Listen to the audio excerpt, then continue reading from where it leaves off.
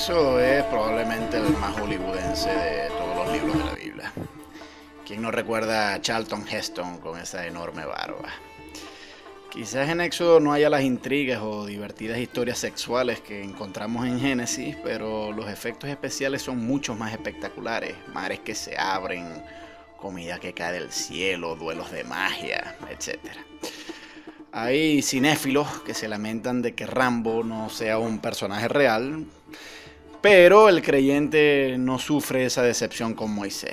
En Éxodo, y más aún en las películas y series que lo representan, Moisés es bastante parecido a un héroe de acción. Y el creyente goza con su convicción de que Moisés, a diferencia de Rambo, sí es real. Pero hay muchas dudas sobre esto.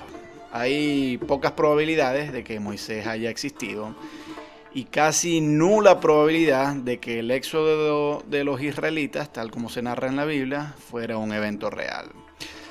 La única fuente de la que disponemos sobre el éxodo de los israelitas desde Egipto es la Biblia.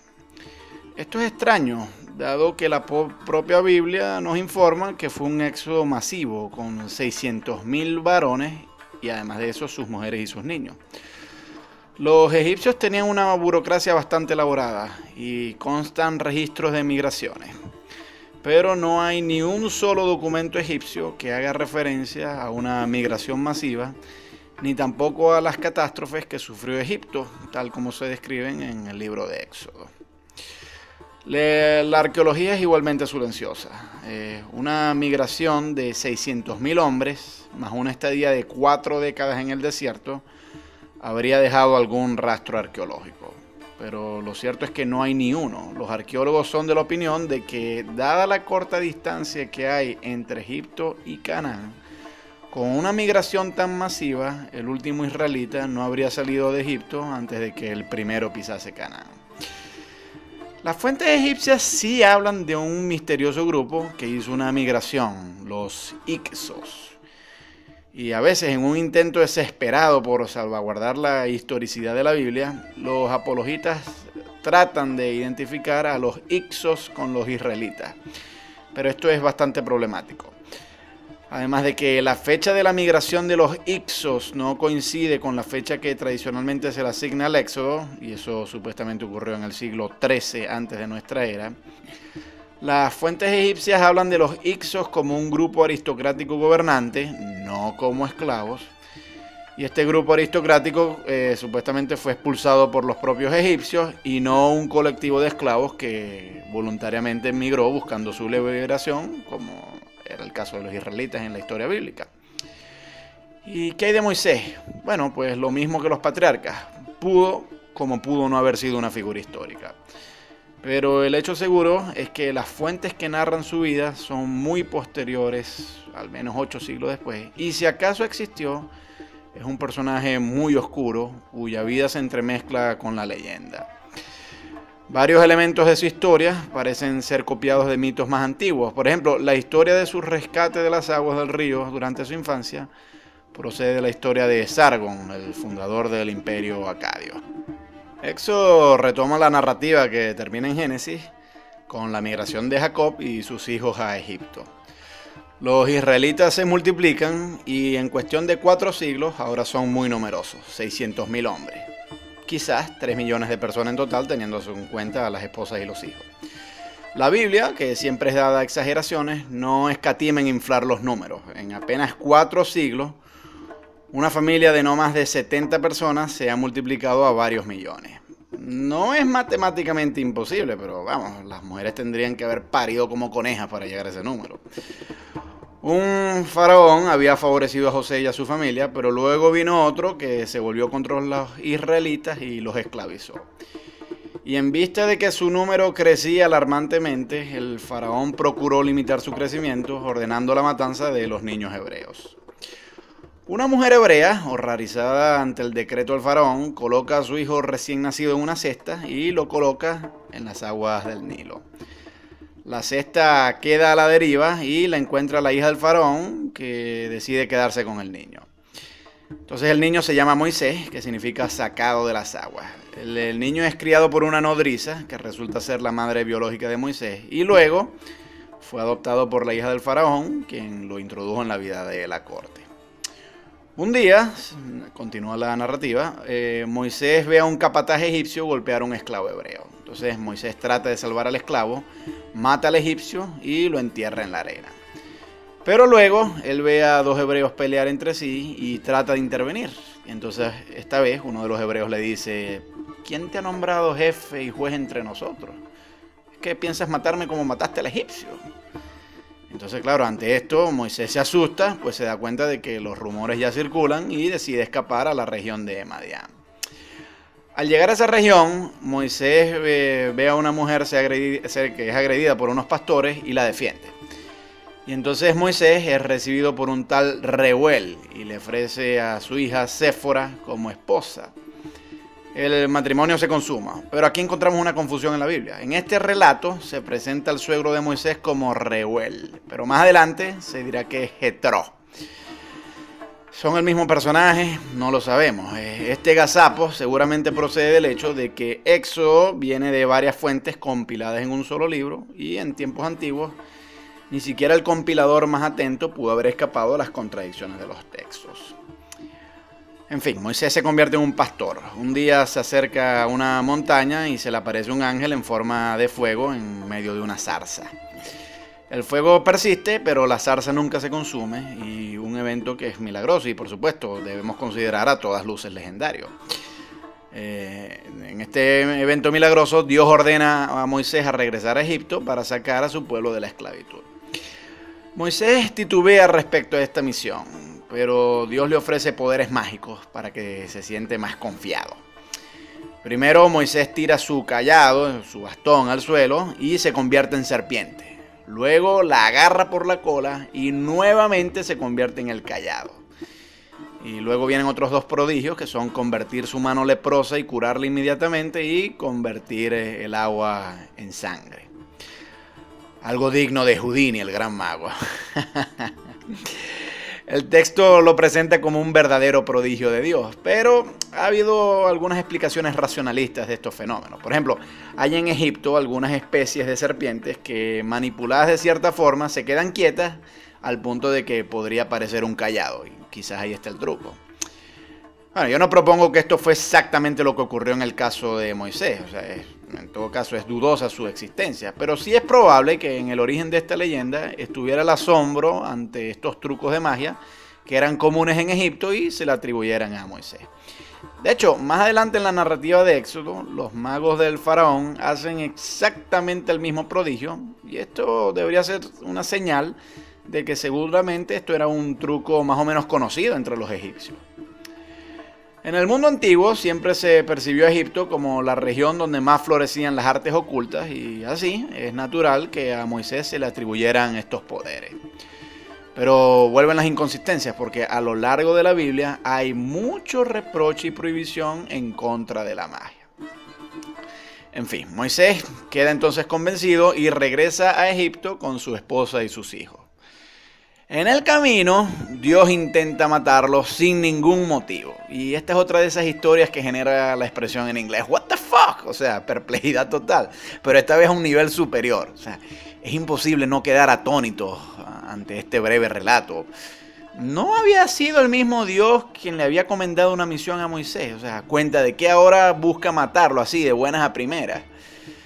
Frente al intento homicida de Dios, Séfora toma un pedernal, corta el prepucio de su hijo y, dice el texto bíblico, lo arroja a sus pies. Esto es seguramente un eufemismo para referirse a los genitales, pero el texto original no deja claro si se trata de los genitales del niño o de Moisés.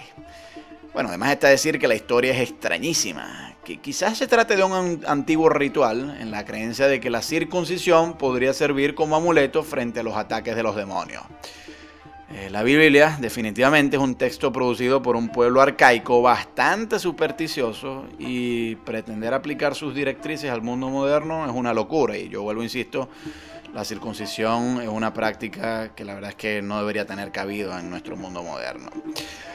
Moisés se encuentra con Aarón al llegar a Egipto y finalmente se presentan ante el faraón para solicitarle que permita a los israelitas ir al desierto a celebrar unos ritos religiosos. El faraón rechaza la petición e intensifica la opresión de los israelitas. Entonces Moisés hace los prodigios que Dios le había concedido. El cayado se convierte en serpiente. Pero esto es pan comido para los magos del faraón. Ellos también producen sus serpientes con sus cayados. Pero no obstante, la serpiente de Aarón se traga a las demás. Ya Dios pierde su paciencia y decide enviar 10 plagas de Egipto para convencer al faraón de que libere a los hebreos. Son un castigo frente a la testarudez del faraón y una medida para convencerlo de que acceda a la petición de Moisés. Pero curiosamente, múltiples veces en Éxodo se dice que Dios endureció el corazón del faraón. Algunas tradiciones de la Biblia tratan de disimular esto diciendo que el corazón del faraón se endureció, pero no es así. El texto original dice que fue el propio Dios quien lo enfureció. Esto tiene tremendas implicaciones teológicas. Si Dios endurece el corazón del faraón, entonces el faraón es apenas un títere de Dios. Y así el faraón no es responsable de su propia testarudez, pues no procede de su propio libre albedrío. ¿Bajo qué criterio de justicia entonces puede Dios castigarlo? El verdadero culpable de la opresión que viven los israelitas es el propio Dios. Es este Dios y no el faraón el opresor. En fin, Éxodo narra que estas plagas proceden gracias a la acción mágica de Aarón con su cayado. De Moisés. Pero de nuevo los israelitas han buscado explicaciones naturales, las cuales, si bien en algunos casos pueden ser forzadas, son obviamente preferibles a tragarse el cuento bíblico completo con puntos y comas. Tenemos noticias de que el volcán de Santorini, que es una isla que está en el mar Egeo, hizo erupción en el segundo milenio antes de nuestra era. Bueno, está la hipótesis de que esta erupción pudo haber generado una secuencia de eventos muy similares a los de las plagas a cientos de kilómetros de distancia de Egipto. La primera plaga es el agua del río que se convierte en sangre. Bueno, esto pudo haber sido una alga rojiza que se consigue en el Nilo.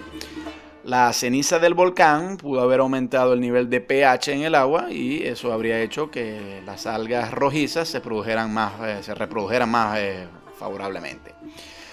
La segunda plaga son las ranas. Bueno, las algas pudieron haber hecho difícil la reproducción de peces y al no haber peces que se comieran los huevos de las ranas, estas se podrían haber reproducido mucho más fácilmente.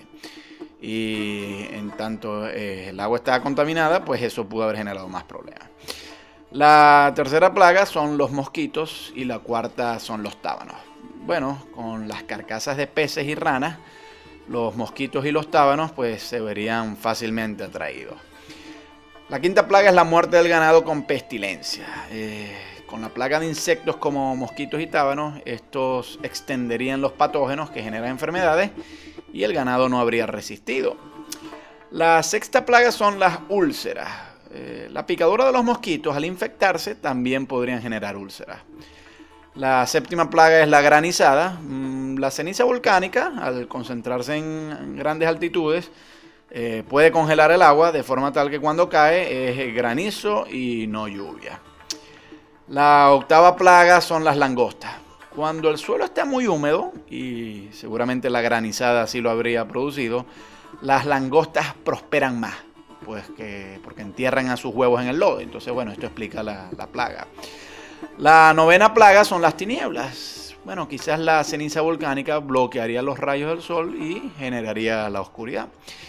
Y finalmente, la décima plaga es la muerte de los primogénitos de Egipto, incluido el hijo del faraón. En el mundo antiguo había preferencia por los primogénitos en la alimentación. Entonces, ante la catástrofe que se estaba viviendo, los primogénitos seguramente habrían sido los primeros en comer.